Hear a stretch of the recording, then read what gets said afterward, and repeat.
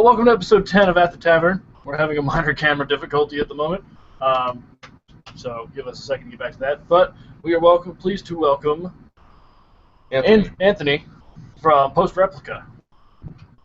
Well, I tried to figure this out. Hello, thank you for having me. We are more than welcome. You are more than happy to, is the word I was looking for. Stand by. It's not the game. Yeah. Hang tight for a second.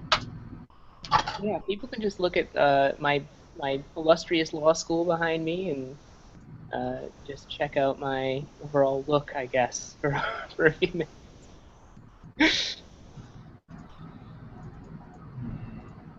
This has never happened before. Well, you know, the machine intelligence that I'm going to be writing about has already figured out that you're thwarting its efforts at taking over the world Skynet style. So, I mean, they're already disrupting your technology.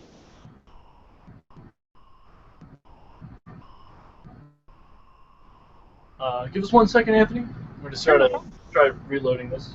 Yeah.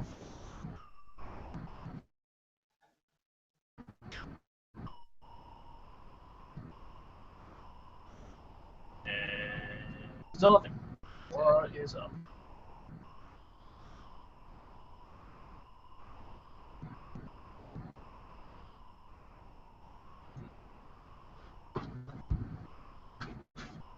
This is very strange. We do apologize. Oh, no problem at all.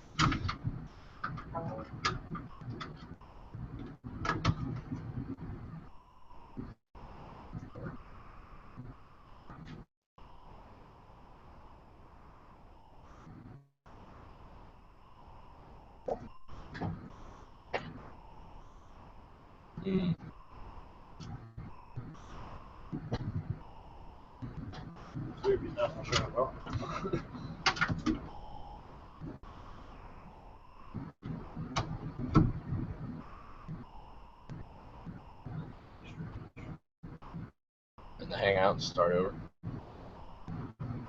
Try it.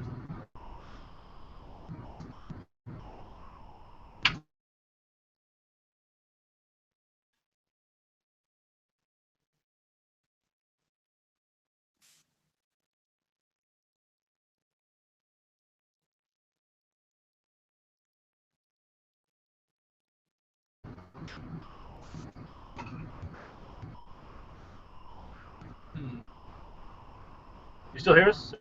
Sorry. Yeah, I can hear you. Hold on. So I jacked it into my computer. Join the hangout. Try it. What about that red camera button? No, I turned that off. Why don't you go ahead and start with the interviews with him, talk to him about stuff while I try to figure this out. Okay. Alrighty. Pull that back up.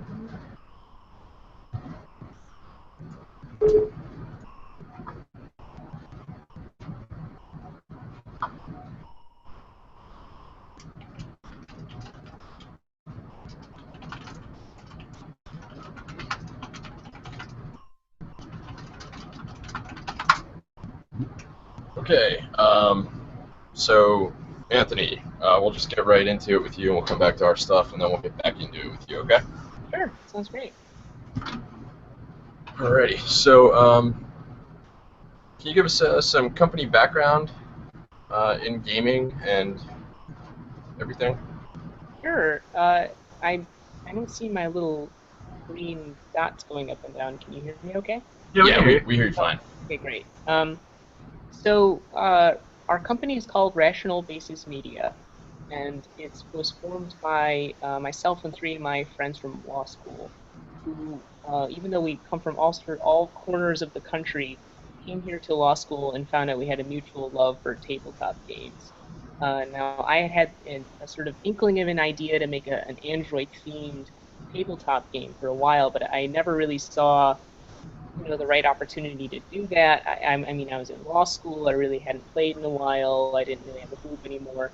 And then I find these three great people who were willing to sort of leap this chasm with me and put together a game. And when I realized such a talented group of people that come together, I thought we could really up the ante and make something that's not just sort of another, here's a $5 PDF, but we could do something that really changes and challenges the format of tabletop games, kind of commensurate with the subject matter, which is a game about androids. So we're really looking to integrate a sort of online experience, a sort of connected experience. It's going to be a really great thematic complement with the isolation that characters feel by playing an android who's sort of perpetually on the run, a la things like Blade Runner and other fictions like that. All right, cool. Well, I didn't do that.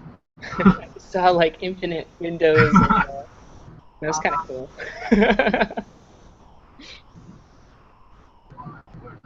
So when we put the team together, we also found a couple wonderful people in our circle of friends who rolled up their sleeves and decided to give us a hand. Someone who's helping us with coding the prototypes, and who's helping us with public relations and getting our presence out there.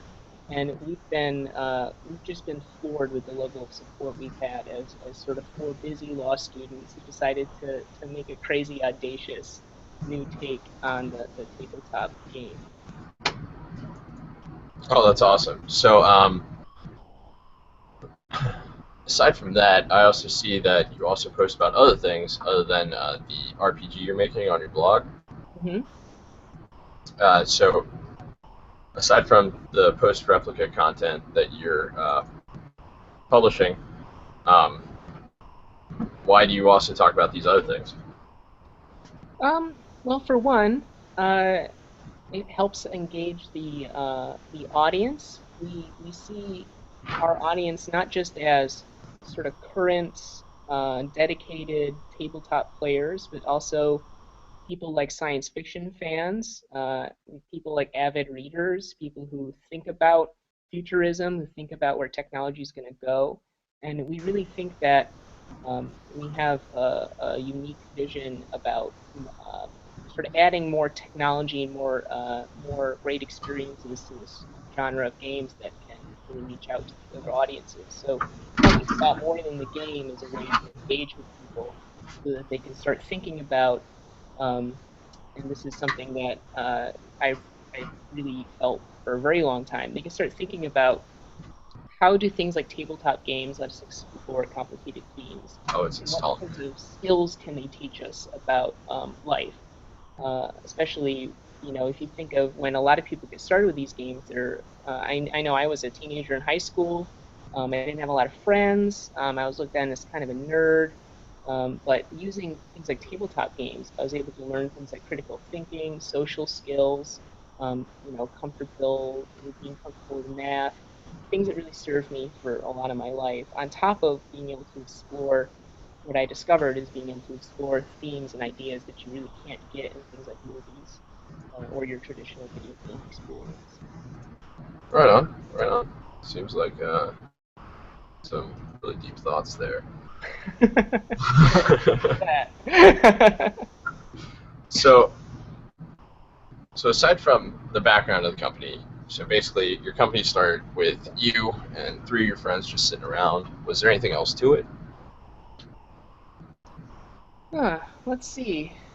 With the story that really started it all was actually kind of a story about law school. So, my good friend Matt, who's our chief operating officer, came to law school. He had a very certain goal in mind concerning military service after law school, which is an incredibly noble and wonderful thing. And I really hope that he can accomplish that goal. However, for his first summer, he thought he was admitted to a particular program, but it turned out that at the last minute, due to budget cuts, that program didn't pan out for him. I know at no fault of his own. So we're sitting in a classroom here at the school, and I started thinking to myself, like, here's an exceptionally talented person who has a business background, who really needs something to do with all that talent, because a lot of law school is just kind of getting yourself out there and showing that you can sort of remain gainfully employed in some way all throughout the experience of your legal education. And this a sort of light bulb went off in my head. Why don't I turn this misfortune into everyone's benefit, and really sort of take the dive and talk about what makes a sort of post-internet publishing company a real thing and not just marketing hype. Where can we take the genre of tabletop games, and how can we sort of make nerd media something that everyone can get excited about. So I really challenged him to help me start this company, and we quickly found the other two founders and a supportive community of people, and we're off and running. So it really is. It wasn't just, hey, let's make a game, it'll be fun. It was really, what can we do to take what we're learning here in the law school, really take it to the next level and really create something enduring with it. Oh, right on, right on. So, tell us about the game.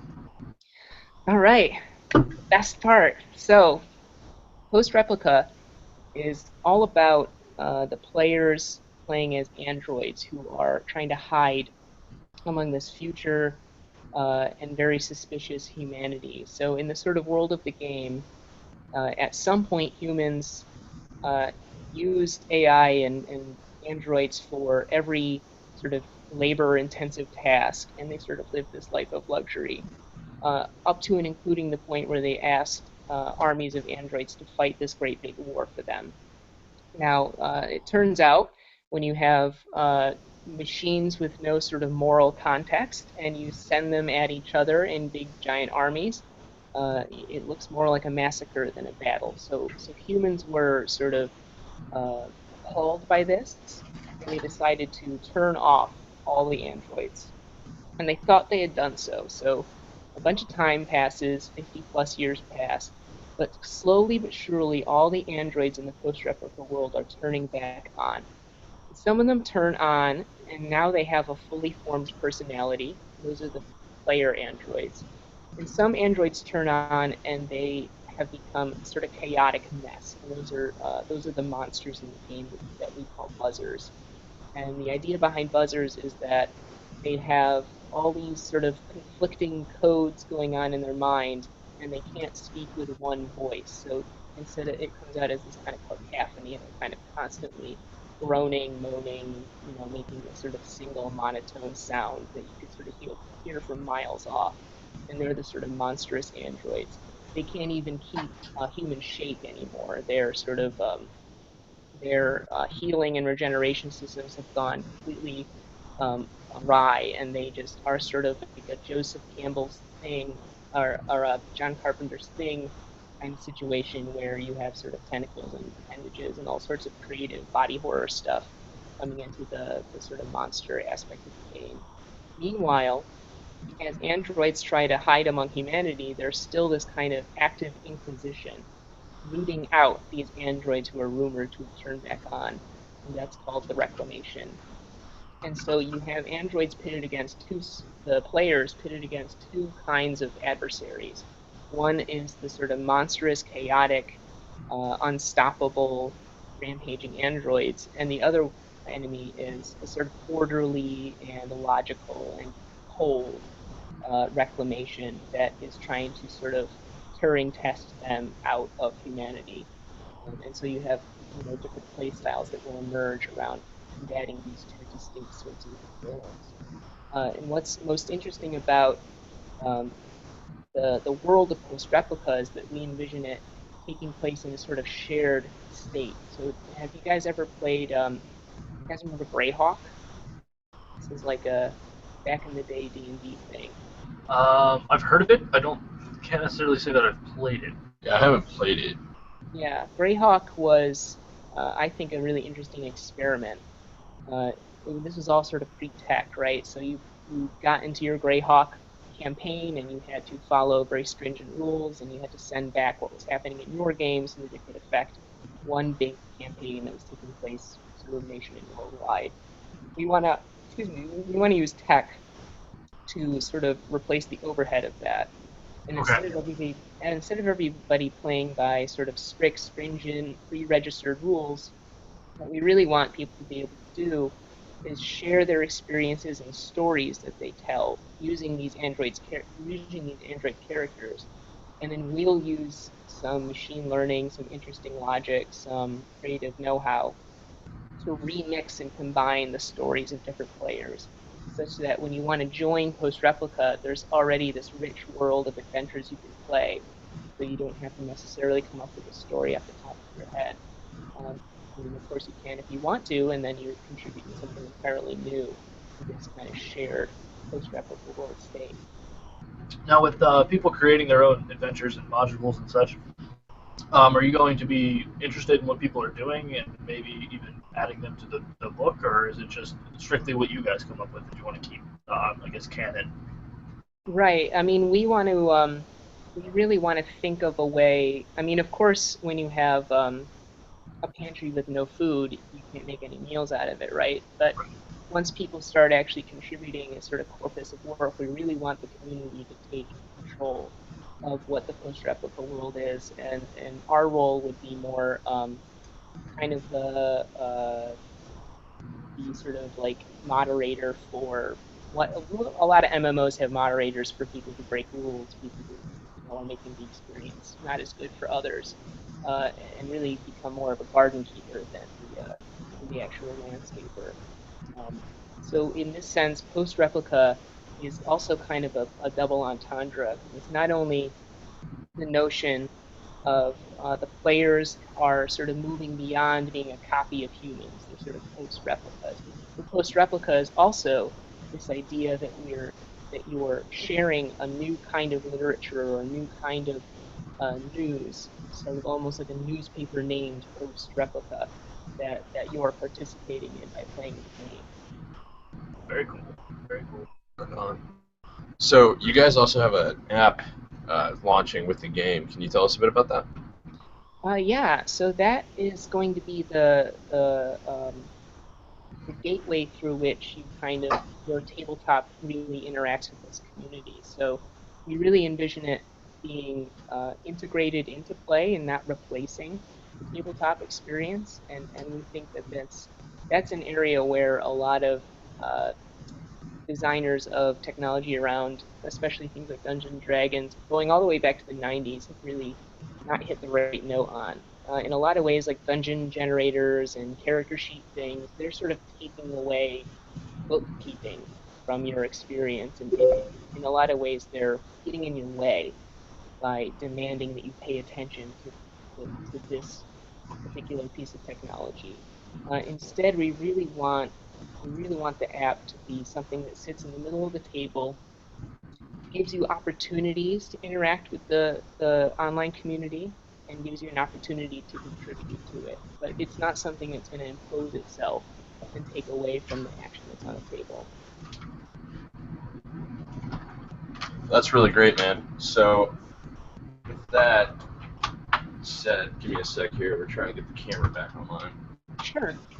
And while you're doing that, I'll mention that we're going to be bringing a mock-up sort of prototype of the app with us on International Tabletop Day on April 11th, where we'll be at the Uncommons Coffee House in Soho here in New York. And we'll be putting groups through our first version of this game. That's awesome, man. If you send us I don't know if you have the whole rulebook done, but we'd be happy to play ours on because we're going to be live streaming for those of you listening. We're going to be live streaming our activities on National Tabletop Day as well. And we'd like to give it a try.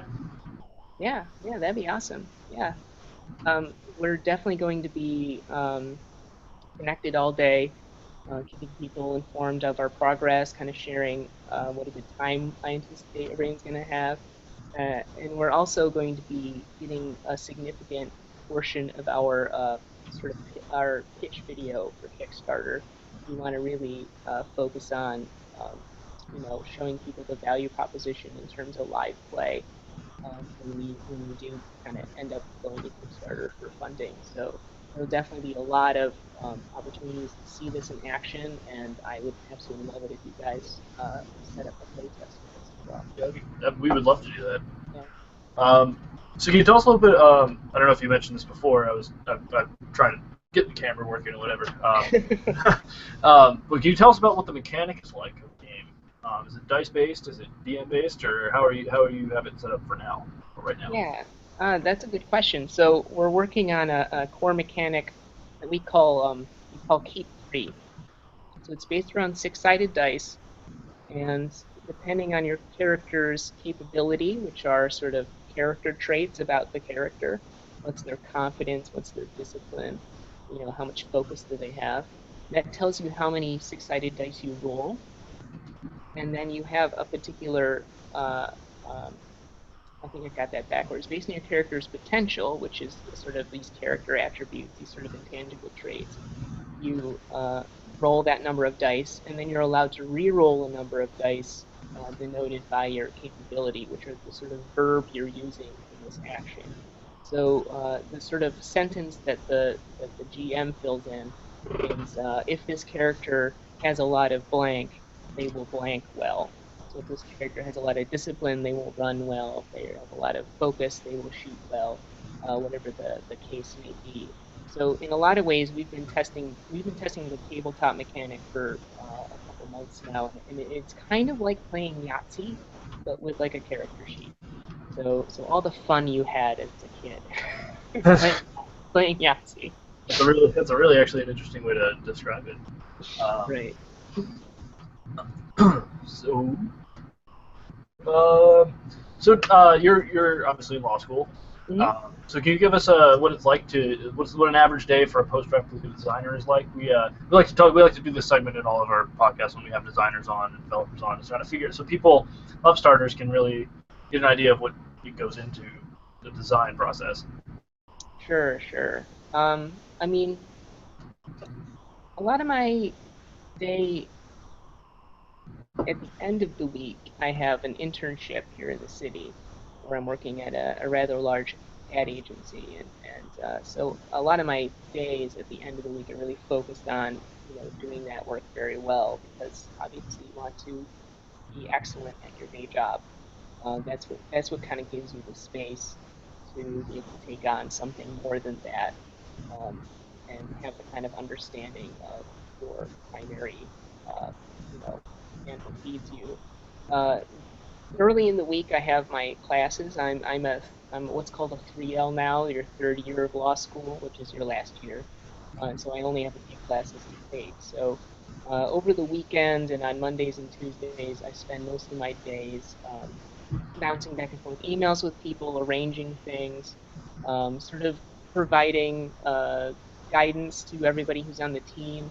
I think a lot of my job, and this is like it's gonna hurt me to say it, but a lot of my job is saying no because everyone wants to do really cool, interesting things, and I love that people are kind of going in different directions, but you have to kind of remind people of the vision of what we're trying to accomplish. And it might be great to do all the things everybody has an idea to do, but you really have to weigh carefully, how much effort and time those things are going to take, and is that going to take us away from the critical path between, having this great idea and turning it into a great game.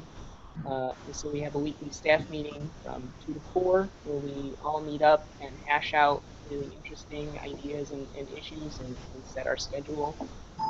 Then I don't really sleep very much in the evenings. I work on the actual, big heady decisions of what should this game be.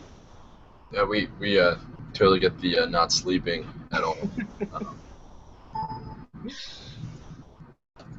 I think one of the most important things for a designer to do is to understand, to think carefully about what will it look like for a player to really get your design element. What would it look like for somebody to sort of understand how an android thinks, or to sort of put together their own role in using the mechanic, and how would they justify that to the GM, and how would the GM accept that? If you can get those sort of little things working, all the details around actually putting this package together become a lot easier because you know exactly what you want to get out there. Um, and maybe if I could give any sort of advice to a fellow game designer, I would say, sit down and think about what are the 5 things you need this game to have and that need to work super duper well, so that any other error you make will be forgiven. Very cool. Very cool. So thinking of you guys, I don't know how far ahead you all have thought. But can you tell us what you expect to have as your I guess like a starter kit? You think D&D has the adventure box and the rulebook, and Iron Kingdoms has Iron the Kingdoms has the adventure set, and so what is the plan for the starter kit? Yeah, and we were actually just talking about this the other day. So there's really kind of 2 starter kits, right? There's sort of 2 paths to purchase. One, you go and buy the physical rule book. Excuse me. You have to decide whether or not that comes with. We do use a sort of physical board on the table to keep track of your tactical position, your character's tactical positioning, using this neat little thing we call the battle arc, which just tracks, rather than your absolute position on the board, it tracks your relative tactical position relative to your opponents, and that triggers all your moves. So that little board, we have to decide whether that sort of comes with the book or if you sort of purchase them separately. And that's the sort of physical route to purchase. The other way, of course, since we're making an app, why not take advantage of that distribution channel where you download the app, you say, hey, do you already have the book? Yes or no. If not, you can buy it for whatever our modest price point is, and they will, email you the PDF and give you access to book pages there in the app. So there's really sort of 2 paths to purchase. One is sort of exclusively electronic, and the other one has more of a physical component to it. And we're really hoping that's going to open up new kind of distribution channels that tabletop RPGs haven't had in the past. Yeah, I think the idea of an app is really interesting. I don't know how I know. We actually went out to dinner not too long ago, and they have board games have apps now in restaurants on those little things. So I think it's slowly becoming more and more popular. Mhm. Um, but I think the fact that you guys are trying to do that from the get go is really going to help. Um, Yeah, really, right. really going to help. I mean, we hope so. That's our sort of big bet here. And even if it's not something that pans out, we're all still law students. We're doing this as a sort of passion project and a way to demonstrate our talents. And I think that we can put out a really, really interesting product. And if it takes off, I mean, who needs more than that? I mean, that it would be a great contribution to the field, but maybe even bring it to a new generation too. That would be cool. Yeah. Um, so we have our camera. We're current. You don't want to look at my smiling face anymore? It's not that. It's just we would like to have us included in the conversation as well. I want to see more smiling faces. Yeah. We did the whole icon thing before, and it's kind of annoying, Yeah. really. um, so trying to think of other things I can ask. Something we haven't talked about yet is the sort of format of the core rule book itself. So, Yes, that was my next question. yeah. So rather than doing just a dry rules manual, we've been really working with the idea of uh, using layout to present the core rulebook as a more of an anthology. Uh, so you could actually pick up the rulebook and read it, and it would have stories about androids in the Post Replica world. And we've been experimenting with that on our website, doing different sort of short serialized android fictions, really like taking a different take on what the page looks like, distressed paper, strange layouts using we've actually been using SHA-1 encoding on some text and throwing it into the text, so anyone who de-encodes it will find a different text than is just kind of what looks decorative, and really using this strange new layout to challenge readers to sort of construct their way through this story and think about a different perspective on how to actually read a book. And then the actual rules of the game, and this makes us keep them simple. the rules of the game would be demonstrated through things like footnotes and call-out boxes, so that it's more of the experience of reading it than it is sort of looking at a table that says X or Y. We're going to try to avoid tables that say X and Y, keep the rules simple and tight, and focus on giving people a really interesting set of stories about androids that they'll want to play on the table. Very cool. Our camera's up. Yay! I see something down there. What's up? Hallelujah. Oh, I'm really sorry, dude. Let me fix that. I'm so far. We're so far gone in this podcast at this point that it's just like, I'll just lean in. Other way. A little bit more. Yeah. There, right there. Right there. Right there. Oh. Right there's good. Stay right there. Okay, we're back. All right. Awesome. There you are. That was the most infuriating And embarrassing. and embarrassing We thing. highly apologize. We apologize to everybody watching and to you. Anthony, No Anthony. problem. I'm really sorry, man. Any chance to just drone on and on and on? I mean, all my friends will tell you there's nothing I like more. So we're gonna come back to some post replica stuff in a second. Cool. For anybody that's viewing, if you go on Twitter, hashtag Space Tavern Games. If you have any questions, fire them up. Send them to that hashtag. We'll ask them to Anthony. Post replica. Hashtag post replica. That Is works. cool? That works as well. Is that cool for you, Anthony? That sounds great. So we're gonna talk about our stuff real quick because we have Great. Twitch working? I will turn my camera off so you guys get the. Yeah, we want you here, have buddy. it, you know. We want you here. Okay, so this week we had a Murphy's update. Anthony, you don't have to turn your camera off, brother. Oh, it's okay. No, you can interject. We don't care. Ask us questions. You're welcome to be a part of this part.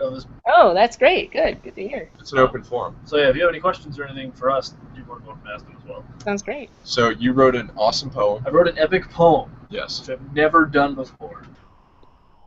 And it tells the tale of some primordial beings that created the world.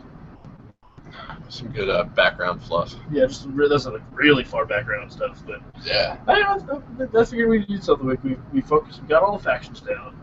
I did some city stuff, some modern fluff last week, so I figured I'd throw some really ancient stuff in there. Yeah. Let's Yeah, see it's what just like the Zenith Tower. Zenith. Zenith, sorry. Well, Zenith was newer than that.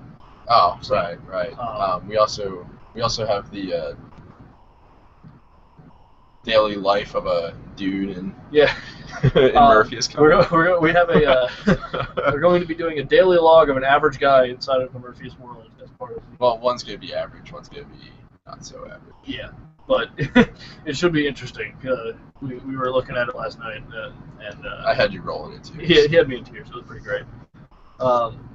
So another big announcement we have this week is the introduction of Valhalla. Yeah. So, Anthony, do you check out our blog site currently, or? I mean, I've been looking at it. I saw that you guys posted that poem.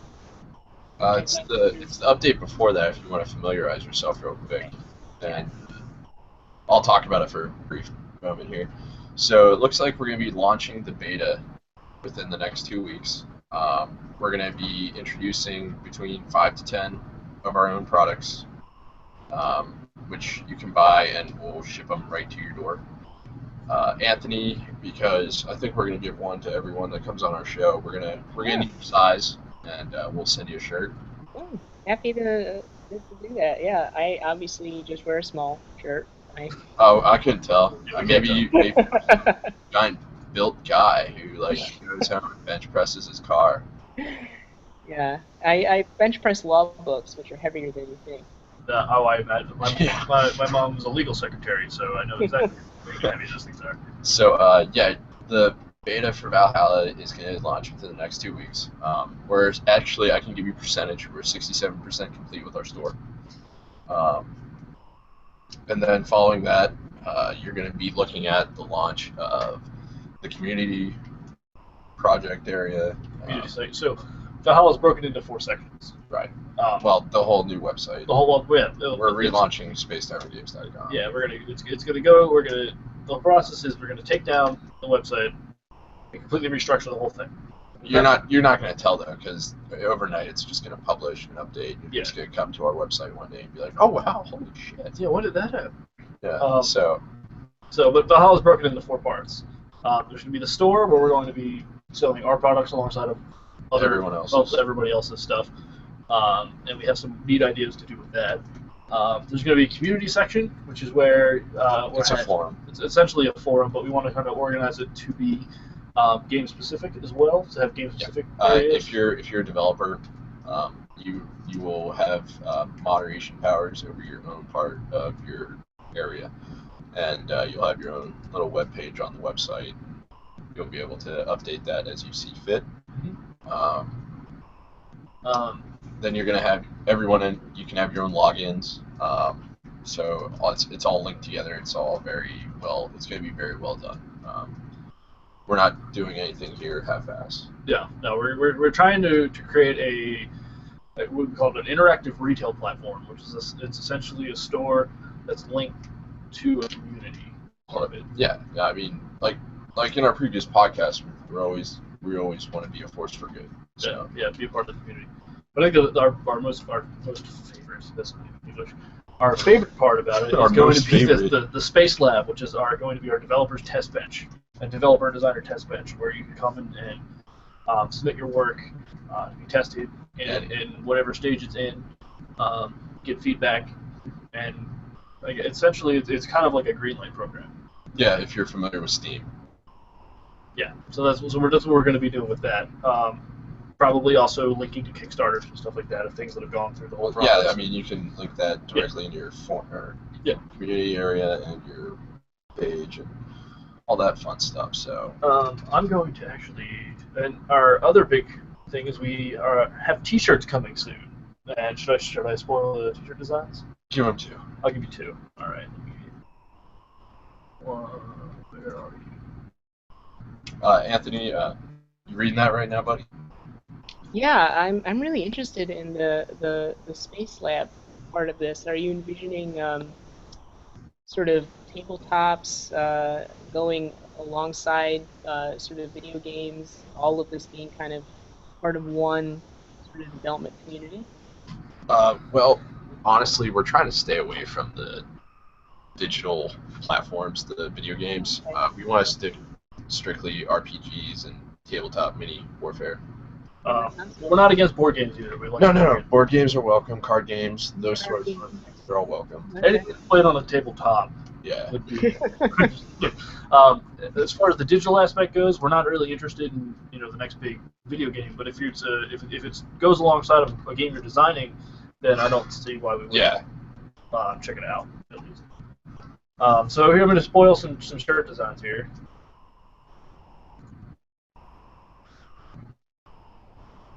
Here's the first one. Oh, that's awesome. We decided to go, since we're we like to brag about the piracy that is in our lineage. We decided to go with a Jolly Roger style, but for tabletop gamers. Yeah. So there's one, and then the other one is very, very similar, and it's just a different die. So those are 2 of the ones that we're going to be releasing. Very cool. 2 of the 5 to 10. 2 of the 5 to 10 that we settle on. Yeah. There's more designs, but we haven't really settled on which ones other than those. Yeah. So. Yeah. I mean, if you're like developing an app alongside your game or whatever, obviously like you guys are. Yeah. I mean that is really cool in itself. I think it's really cool because some people might have just like an inkling or part of an idea, and I'll let you guys just think of the Guardians of the Galaxy round of jokes that go with the idea of, you don't even have a plan, it's just an idea, right? And they could come to this community and say, hey, I've got something for a mechanic, I've got something for a type of character, and it's going to be like a great way to mix these ideas together and maybe make an entire game out of the community itself.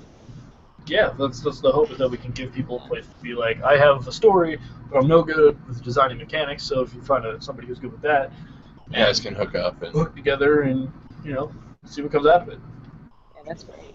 And we're also going to be getting in touch with a bunch of publishers and trying to set people up in our community with publishers so they can have their work published. And having publishers come in and sell their stuff on our thing as well. So that way we can have a direct link for our Greenlight stuff. I don't really want to call it. We'll think of something cool to call it. Space Lab. Well, it's called the Space Lab. I don't want to call it Greenlighting because that's kind of lame. Yeah. Yeah. But we'll think of something cool to call it and get back to it. SpaceX is already taken. Yeah, SpaceX is already taken. Damn it. What about Mars One? Jesus. In that. So that's all we have. Is it? I think for SDG stuff. Turds, Hollow, Murphy's, Space Lab. Space Lab. Website update.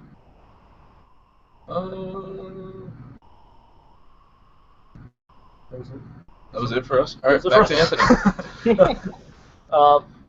So I think one of the things we didn't cover yet, as far as your game goes, Anthony, is what is your timeline? When do you hope to have your final product? When do you hope to start getting out to publishers? And when do you hope to get published? Are you going to do Kickstarter, or are you going to just try to the old-fashioned way, or what are you planning on doing? Yeah, I mean, we envision having our Kickstarter ready to go near the end of May. Tabletop Day will be kind of like a check-in on the core concept, and we have various game tests going on as we speak. We're really envisioning some version of self-publishing for this one because I know my colleagues and I all want to see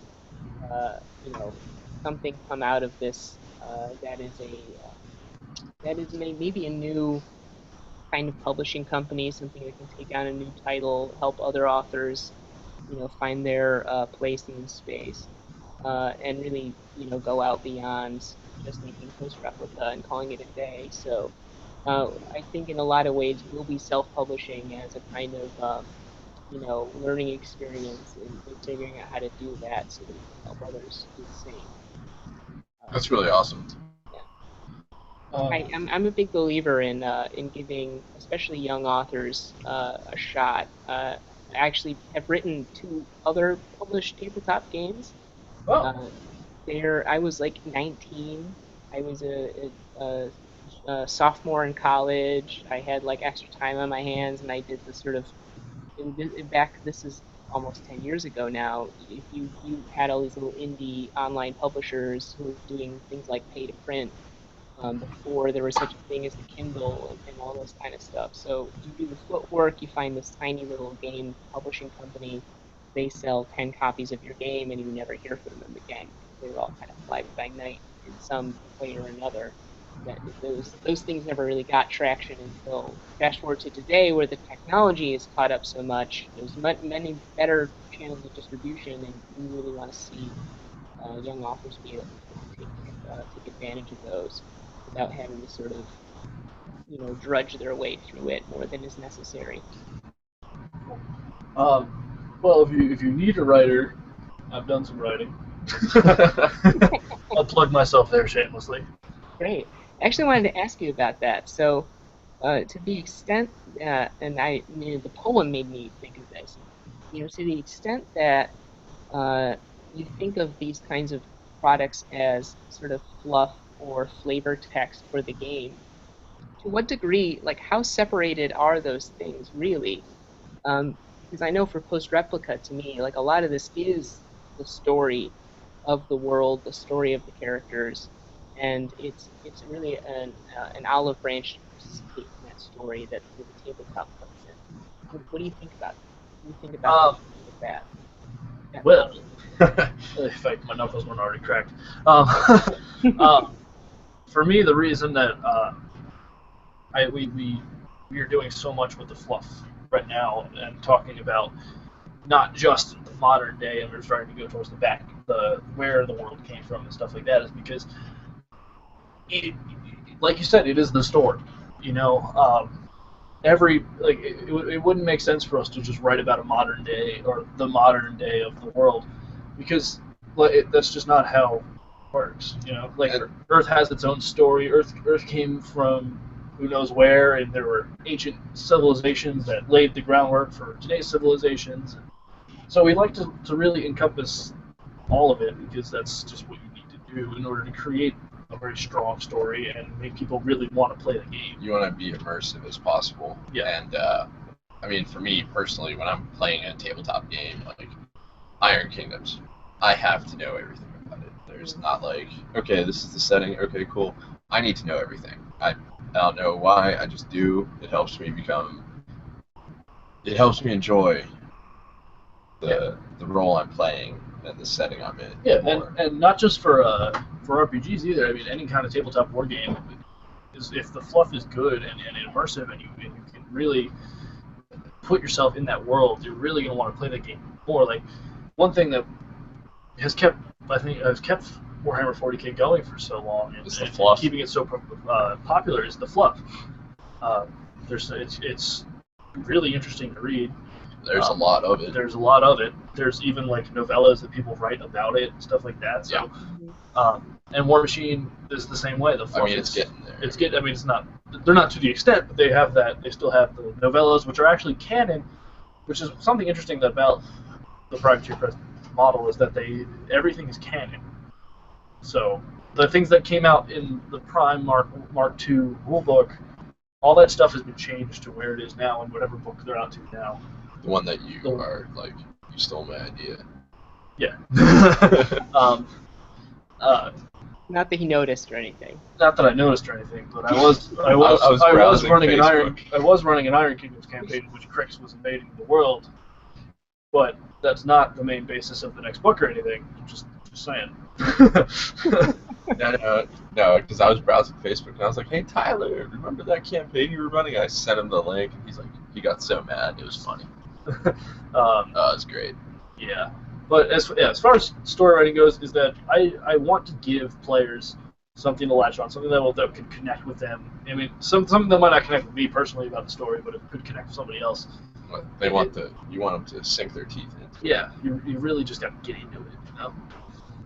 So that's how I feel about story and why I do the different formats and different timelines and stuff like that, just to try to immerse people in it. Yeah, I've always felt that in a lot of ways the success of Dungeons and Dragons had a lot to do with the rise, especially in the 70s, of the fantasy novel. And the idea that you could read open and turn around and turn that sort of worldview, things like orcs and elves and dwarves, turn that into an immersive experience, 10 years before everybody had a video game console in their living room. So, I mean, in a lot of ways it's been so hard to reproduce that magic because we haven't necessarily had a sort of big body of fiction that we now want to turn immersive. Now we have to create this immersive body of fiction in order to get players interested in what we want to do on tabletop. Yeah, and it's crazy because like even if I stop writing about this world at some point and move on to some other project or whatever, if I leave it open enough, there will be that extended universe created by the fan base. And, it happened with Star Wars. It happens with Star Trek. It happens with all of these big like immersive worlds. So that's like what I want to do is like I want to create an immersive world for people to walk around. Everybody's always going to want more. Yeah. I mean, if you give them enough of a great story, people are just going to want more. And like you said, the 70s and everything, well, that's actually when like the Lord of the Rings really hit big over here. I mean, it had been out for decades at that point. And it really got big over here at that time, and then Dungeons and Dragons was launched, and they took a lot of Tolkien-type archetypes and stuff and threw it in there, and everybody loved it. Yeah, and you had mentioned earlier that about story and your effects playing role-playing games affected your life in a positive way. I think we've become a society that's so lost in everything being fed to us. Video games are like everything is fed to you. You don't have to do any thinking. Like for me, when the N64 came out, even though it was still like an immersive world, it was still polygon, so I still had to do that imagination work to make it feel more real and things like that. Ocarina of Time. That game is so amazing. Oh, is that Triforce on my shirt? What? But it's just I just think that we shun away from creativity and imagination these days. Granted, there are people that take it a little far, but I mean that happens with anything. You give somebody an inch, they're always going to take a mile. They're always going to be the people that run the mile. But I think that we shun so far away from creativity, and my experiences playing in Dungeons and Dragons and other role-playing games have always been positive because it really just makes you want to create and want to be a creative individual. Yeah, let's bash on some video game creativity, like all the Call of Duties, how they're exactly the same. And Halo copied them. Yeah. And Mass Effect 2 and 3. Shit. That was the same game. they're essentially the same game. Really rushed story endings. The first one is a great work. Is a great masterpiece. Which really shows off BioWare's Talent. Like BioWare used to make some great fucking games, dude. Right. It's like we And wanted then to give Mass you more Effect 3. people, but we couldn't. So here's Mass Effect. I destroyed my Xbox after I beat Mass Effect 3. Mm. Like, I was so furious. I wanted so much more out of it. I rage quit the final level of Mass Effect 3 because I was so pissed off that I was being killed by waves and waves of enemies, and these ridiculously hard enemies. Some of them are even ridiculously hard to kill, and then you run out of ammo, which doesn't make any sense because the first game didn't have any ammo, and it doesn't make any sense that suddenly they would add ammo to the game. But all right, I can actually tell you the lore on the guns. I don't really care. Okay. At this point, they should have kept it the way it was in the first game. Well, they're not going to do that. They want to reload. The only good RPG game that EA has done since then, I think, has been Kingdoms of Amalur. That game it's good. It's 200 hours of gameplay. It's essentially a one-person MMO. The map is gigantic. It's ridiculously huge. Yeah. So I would recommend that as an EA game to play. You know what happens when I start grinding out my RPGs? Yeah. You don't hear from me for like weeks. Yep. So. It's like, where's Pat? He's at home. What's he doing? Playing Skyrim or Oblivion. Whatever. Dragonborn, that's no big deal. I'm just saving the world. Saving the world, climbing mountains. Killing dragons, no big deal. Yeah, no big deal. It's just another Think yourself a bit. Stay in your little village. You know. I totally agree with that, though. I mean, we've been. It's so ironic because so many of our gigantic industries are based on creativity. You know, there's all this money that goes behind movies, it goes behind music, it goes behind video games. Let's face it. What do we get out of it? We become more passive. Let's face it. Hollywood's shot. They're just remaking movies now.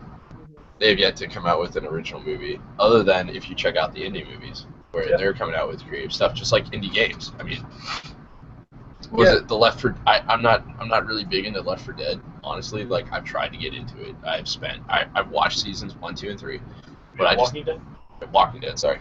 And I just can't get into it. And they had the game, the indie game that was on Xbox, and I played that Xbox 360, and I played that, and I really enjoyed it. But transitioning back to the show, I just couldn't get into it. But that was a really good indie game. I mean, and DayZ, that's a mod for Arma 2, and it became a standalone game. And I mean, that was just genius, and that was fun. I mean, that's indie game developer right there. And I mean, there's just so much that gamers today, I honestly feel like they don't care about, and there's so much out there that they could get behind and find something more fun than just acting like a 13-year-old on Xbox Live or what's PlayStation Network. Mm-hmm. Yeah, I mean, I'm sorry, but I don't feel like cussing you out, especially when you don't have a deep voice and you're definitely a kid. Yeah, I will turn off my mic, and I'm pretty sure my mother has not slept with you, the 11-year-old boy on the other end. Yeah. And how dare you talk about her? She's a saint. Yeah, she's she's a saint. It's funny. My mother is. I mean, it doesn't add anything to your life, you know. Like, I play games because it adds something, some texture to my life, and the idea that I have to sit here and argue with some useless child, I mean, it's just not appealing. It's just not going to do anything. Yeah, and how you were saying that like RPG games like helped you develop as a person. For Tyler and I, we played sports and stuff in high school, and we actually both had the same thoughts. We didn't even know it. But I was sitting around, I was like, what am I gonna do with all this free time? Well, there's drugs, and then there's games. I think I'll get into gaming. So I got into like tabletop games and started playing D&D 2.5, and showing my age here. And for him, he started playing 3.5, and I mean, yeah. But I mean, they're great. I mean, a lot of people don't realize they can be used to give you something to do. I mean, sure, they can be they can cost quite a bit, and you know what? That's great, because when you're a teenager, you're putting your money into something like that. You're not gonna have any money for drugs. Yeah, it's like there's something about there's just something about tabletop gaming that you don't get with video games. You get your friends like right next to you. You have your friends with you first of all. There's no disconnect between you and your family because you're not sitting in front of a TV. You're not hid away in your basement or something like that. Well, I mean, sometimes you are hid away in your basement with your friends, but you're with your friends, you're with people, you're socializing. You're hanging out. You're hanging out. It's just there's something, and if you can find a local game store that hasn't been completely taken over by scary people, like well, I shouldn't say scary people, but Like neckbeards. yeah, they haven't been completely taken over by the kind of the hardcore tabletop scenes. Which actually, I'm just going to have a PSA here for a second. You're a bunch of assholes. Stop it. You're going to completely throw off all the customers that come into your local game store. Don't push them. Don't just don't.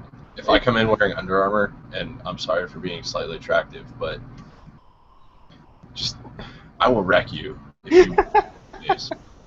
I just there's a problem in the local game store community now. I mean, we've even felt it going to ours. Yeah, we don't go to our local game store that often because it's intimidating.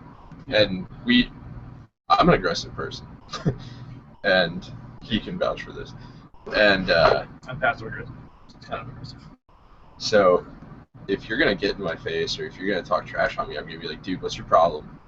If you wanna step outside, we can talk about it out there. Or you can stop being a dickhead. But whatever. This is the very thing that tabletop games are supposed to socialize nerds about, and it's hard to find people who can carry on just a casual conversation anymore. I know. And If I you always go thought and that talking around a D&D table was, just like an education in how to just talk about nothing and enjoy yourself. And not even your local game store can give you that anymore. And so something is sort of wrong with that, right? Yeah. Absolutely. And him and I, well, first of all, this is another PSA. Please wear deodorant. God, yes. My love of God. Deodorant was invented for a reason. It's cheap. Go buy some. Buy the spray. I don't care. Just shower. Yeah, and don't wear a white beater and think you're awesome, because you're not. You're not cool. That is one of my biggest pet peeves is personal hygiene. And dude, last time we were in there, man. It was. And then, heck, we've even been shunned by just the type of games we play. Yeah. Yeah, we found out that our biggest game that we play, War Machine, the community isn't at that store anymore. And like he made kind of a big deal about it when we were there. He was like, "Hey, so you guys still playing War or whatever?" And we're like, "You mean War Machine?" He's like, "Yeah, we don't play that here anymore." And I'm like, "All right." So I guess what you say goes, even though you don't own the place. Okay. There's a problem with the local game community, and I don't know if it's an owner problem or what. It has to be, man. Like, if you're the owner, you can have those people stop being dipshits. Like, you can be like, listen, straighten up your shit, or don't come back. Yeah, I mean, I worked in a game store for a while, so there's a fine line. That people just there's a fine line between playing games and then being obsessive and jerky about them. It's like comic books nowadays. Like, if you say, "Oh, I like a certain character, so and so," and then they'll jump on you like, "Oh yeah, well, who wrote it?" and blah blah blah blah blah, and you're like, "I don't know, man. I just like the stories." I don't care about who colored it and who wrote it. Yeah. I just want to read it. I just like to like for instance, Magic the Gathering. Like, there's some hardcore Magic the Gathering players. Oh. I'm very much not a hardcore Magic the Gathering player, and yeah. Well, I mean, like there's a disconnect somewhere. There needs to be something done, and I mean, gaming stores could be a safe haven for kids after school, but I mean, I wouldn't send my kids to some of these gaming stores that I've been in before. especially our local one. Yeah, like there's a problem. Well, that is the general consensus I think we have. We're going to fix that problem. We're going to make a game that's more challenging and supportive, and it brings back all the best parts of tabletop gaming, and it's even going to use your tablet in the middle of your table. I can just film commercials for Post Replica all day. Well, have you felt anything like that, Anthony? Where you've gone, or? Yeah. I mean, in a lot of ways, it's also a little bit of sort of regulars versus newbies. So I moved around quite a bit, between college and law school, and it's been hard to find the same level of a welcoming place. I don't think you should have to put in months and months of regular visits to be considered a sort of welcome face in a place like a game store. But I mean, also, why not? Why not use models like the Uncommons or down here in New York, where it's more of a coffee shop that has kind of a theme. So you have something to be doing besides arguing about games. You just drink a cup of coffee. There are solutions to this, and I think it just takes people to want to solve that. Yeah, and I mean, one of the things Tavern Games would like to do is, once our brick and mortar store launches, we want to eliminate that outcast feeling. Yeah, like, absolutely. Like, you come into our shop acting like a total troll, I'll let you know and throw you out and be like, come back when you're going to be a human. You know? Yeah.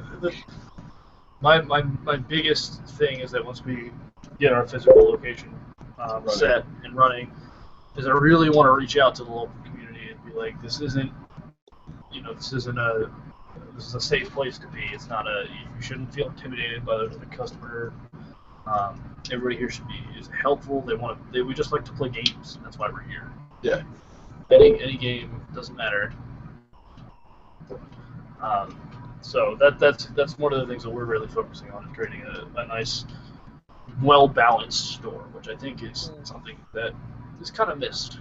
Absolutely. I miss it. Yeah. Like, the one I went to back in high school, everyone there was super friendly and helpful. But that's enough ripping on stores. Fighting the hand that feeds us, so to speak. Yeah, I go to Amazon. I don't even buy stuff at that store. We're going to go into our final section of the night, which is where we answer questions. We don't really have any major questions. However, there are some big news that I would like for us to talk about. Gen Con, one of the biggest gaming conventions in Indiana, is threatening to move states. Sweet. Pennsylvania on the list? No, I don't think so.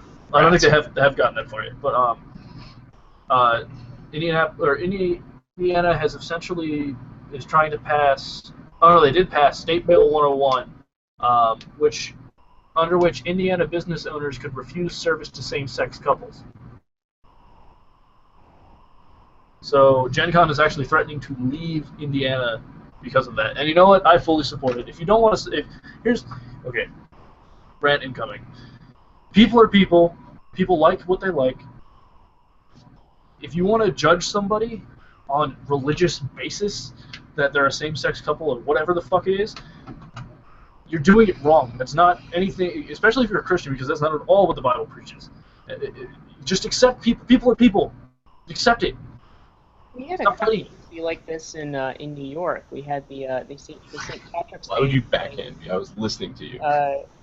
To let you blow off your steam. We had the St. Patrick's Day parade. They didn't want to let gay groups march in the parade, and so the mayor actually withdrew his participation.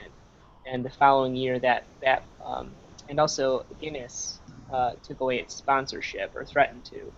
and the parade reversed course. So sometimes these kinds of threats or this kind of interplay about, we're not going to sponsor you if you're going to have this kind of policy, it can work.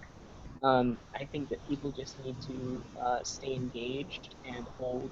I mean, we need to hold politicians accountable. They're passing these kinds of laws because they have a very vocal set of constituents that want those laws. We need to be, in some ways, just as vocal about how that's just not consistent with, living in a place where everyone is welcome. In a place like Gen Con where everyone is welcome. I actually have Gen Con released an open letter. Well, actually, the CEO and owner of Gen Con LLC released it, so I'll read it right now. It's addressed to Governor Pence, who's I think the governor of Indiana. What a shitty name. No wonder he's. Not Leslie Knope. I thought she was governor of that. Parks and Rec jokes.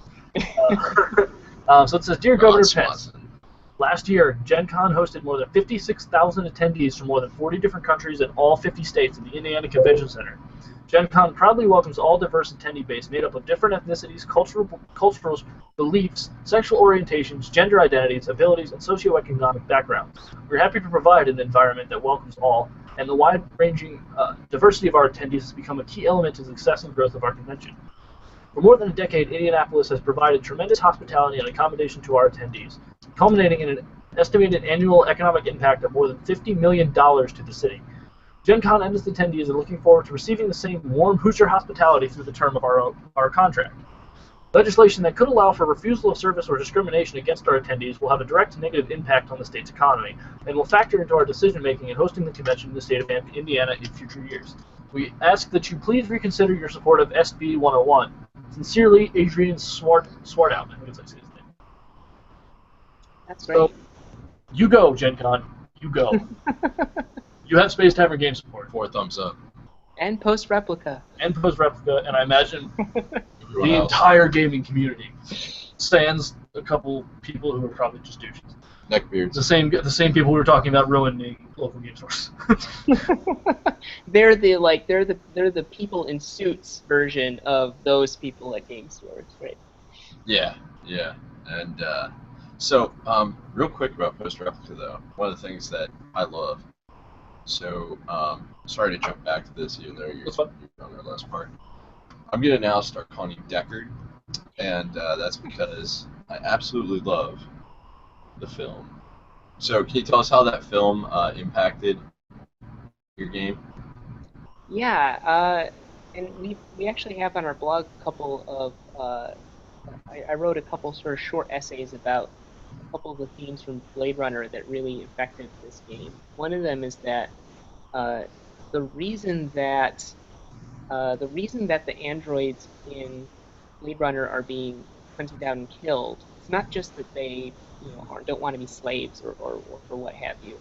It's that they're developing emotions. They're androids who've developed emotions, and humans look to that and they see I think they see the depths of this uncanny valley sort of converging down, where they can no longer tell apart the replicant from the human, and that's sort of horror. It's like they have a visceral reaction to that, and I think that tells us something about ourselves. And the essay is about a sort of review of the movie where the very very intelligent reviewer brought up Ian Suddy and his taboo on tenderness. The idea that our culture actually devalues and discourages emotionality, sentiment, anything that sort of acknowledges our most tender human parts of ourselves. And when we see those things reflected back to us through androids, it's that they become a mirror for our problems we have with ourselves. And so the idea that these androids are being hunted down because they can feel, because they don't want to die, because they're afraid or they fall in love. These are exactly the things. I mean, we were just talking about it. Politicians in Indiana are really upset at people who fall in love that aren't just like them. That's exactly the kind of story you can tell through an allegory with androids, and let people deal with, that sort of their own fear of emotions like love. using androids as the mirror for the human experience. And that movie just resonated that message so much with me that I mean it's one of the main inspirations behind the game. Cool. Yeah, I love that. I've always loved that idea of humanity. At what point does each person draw the line when they stop fighting the things that don't matter, like same-sex marriage or falling in love with whoever? And I've always loved to explore the idea of what makes us human. Why are we human? If we're all human, why do we do this? I think that Post Replica could be that kind of have that really interesting, darker side to its storylines that I personally will explore as a I don't know if you call them DMs or GMs or whatever. We've been using the term AMs, Android narrator. Master. Android Masters. We've been using the term narrator. Narrator. Okay. Narrator to a story. Yeah, that's something that I will be exploring in the future as well. So that's all we have on this end. We'd like to thank Anthony again from Post Replica for coming on to our show. Yeah. Thanks for coming out, man. A lot of fun. Yeah. We'd like to have you back in the future at some point. Absolutely. Probably after you guys launch. Or before. Or before, whenever. Yeah, I'd love to come back as we approach the Kickstarter and talk more about things like our rewards that we've set up and kind of the status of the game right before we start raising the funding. Yeah, we'd love to have you. And we'll fix the camera next time. Yeah. I don't know what happened. I don't think you have the correct software. No, I think I know exactly. I think I know what happened, but I'm not entirely sure. But that's something we'll talk about after the show. Yeah. So, and also, as soon as you can, send us a copy or whatever, and we'll review it. We won't give out any major spoilers, obviously. And we've got a really good review and honest review on our website. Yeah. That's great. Thanks, guys. I really look forward to that. Yeah. This has been episode 10. About the Tavern.